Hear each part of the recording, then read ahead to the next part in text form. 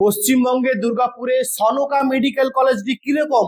যারা যারা সনকা থেকে তোমরা এমবিবিএস ডাক্তারি নিয়ে পড়াশোনা করতে চাইছো তাদের জন্য সনকা মেডিকেল কলেজটা কিরকম হবে। হ্যাঁ, কলেজের মধ্যে কি কি ইনফ্রাস্ট্রাকচার রয়েছে, পড়াশোনার কোয়ালিটি কিরকম রয়েছে, হসপিটালে পেশেন্ট ফ্লো কিরকম আছে এবং কলেজের কি কি টিচার ফ্যাকাল্টি সুবিধা রয়েছে। দেখুন, এটা পশ্চিমবাংলায় দুর্গাপুরে সনকা মেডিকেল কলেজ চোখ বন্ধ করে একটা রিনাউন্ড মেডিকেল কলেজ, যেহেতু পশ্চিমবাংলার বুকে একটা পুরনো এবং এদের অলরেডি ব্যাচ পাস আউট হয়ে গেছে। হ্যাঁ, সনকা মেডিকেল কলেজ থেকে খুব সাকসেসফুল ভাবে অলরেডি ব্যাচ পাস আউট হয়ে গেছে।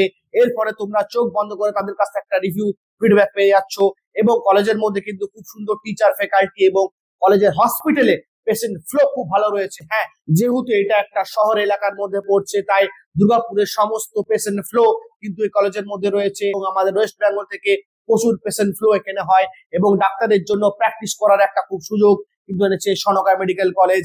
এমডি এমএস প্লাস এমবিবিএস এরা চালু করেছে, ডেন্টাল কলেজ চালু হয়েছে এবং পরবর্তীকালে এদের প্ল্যান আছে ডিমড ইউনিভার্সিটি করার। হ্যাঁ, বিএ ডিমড ইউনিভার্সিটি তাদের জন্য কিন্তু ইনফ্রাস্ট্রাকচার রেডি করছে।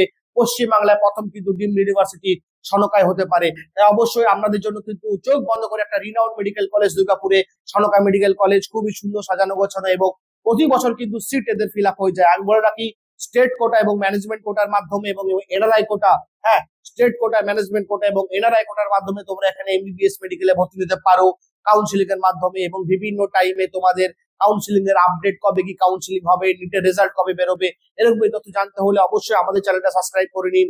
আজকের মতো এখানে।